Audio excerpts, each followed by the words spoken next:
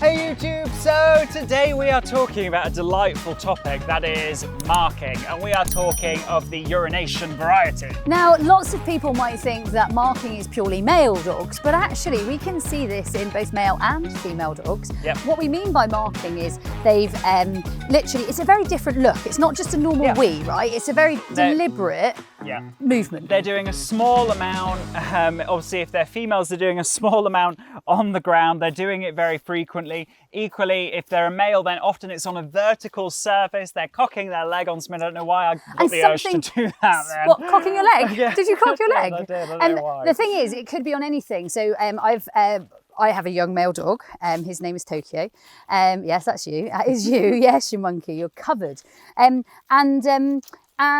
I've caught him very inappropriately a couple of times in his early sort of upbringing. A couple of times, once on a car tyre in our car park, which for me is a no-go, and another time on a building. Yep. Again, just a no-no. So those are two off the cards areas for him to go marking up. Absolutely. Now, really important to say at this point, YouTube, if this is a sudden behaviour that your dog has started with, it really is worth trying to capture some of that urine, take it to your local vet practice and get them to check that there is not some kind of urine infection, cystitis going on, because that would be a typical sign actually of a water infection, is urinating small amounts very, very frequently, and that's often coupled with actually drinking a little bit more than usual and being a little bit lower energy. So always get that checked first and foremost. And then when you have done that and you're happy, for me, I saw it kick in with Tokyo at about, I would say, 21 months. So around 21 months of age, he started thinking that weeing more frequently all over the yard was very appropriate. When you do start to see this, I think take that number one as information. Yep. So I went, hey, that's interesting. Information. I've just seen that he's giving me information as something has changed, right? Absolutely. And then what we're going to do is we're going to think about, right, what is the plan that really transforms any dog behaviour? And really, it's nearly always down to two things.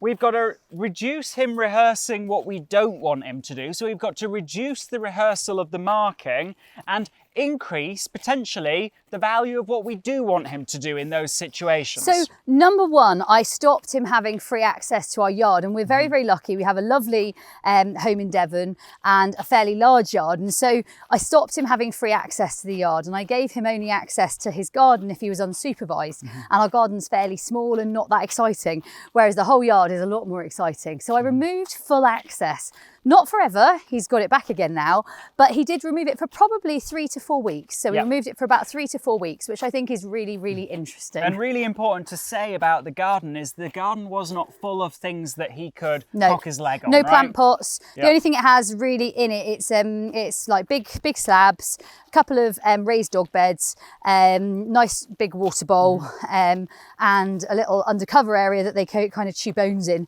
And actually no big exciting lots of trees or plantations or pots or nothing much in there that is particularly exciting. No, exactly.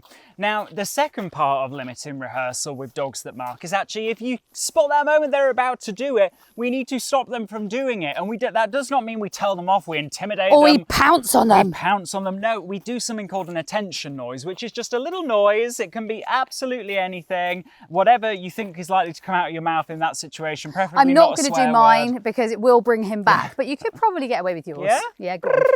I love it. Little look, but then carrying, no. Coming, stopping, hello. So the point is that's just a little noise that you teach your dog. You make the noise and you give them a piece of their daily food allowance. All that does is brings them back to you and stops them from rehearsing that. Now you might be thinking, oh my God, is that not just rewarding what we did not want? Actually, we're aiming to give that noise before they even do the marking behaviour. You're spotting the sort of minute movements that are going to lead to that behaviour. So you're really on the lookout for anything that might lead to that. Yeah.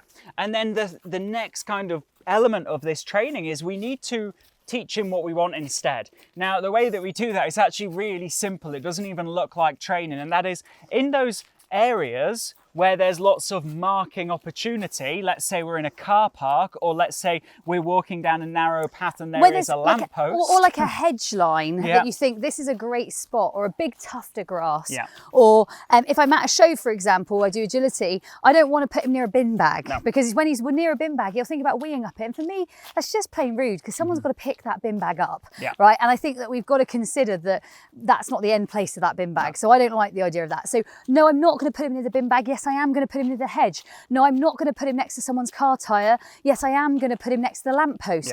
It just depends on what is appropriate for you. And when you're in those situations, those will be situations in which you're going to be rewarding them frequently, actually for just staying with you, maybe giving you a bit of eye contact, maybe orienting to you, but most importantly, rewarding them for not marking. Just their daily food allowance. Yeah, you can play little games with them in those situations to occupy them a little bit, make it a bit easier for them. You can even end the situation by allowing them the reinforcement of marking appropriately. So actually, I remember working with a student a long while back, and I used to allow her to take her dog at the end somewhere appropriate after doing some small agility run. She'd take him beforehand, she'd take him after, all within a span of about 5 minutes, to the point that he was like, actually, yeah, that's cool. I've weed, I don't need to wee anywhere else, because I've been given this great opportunity.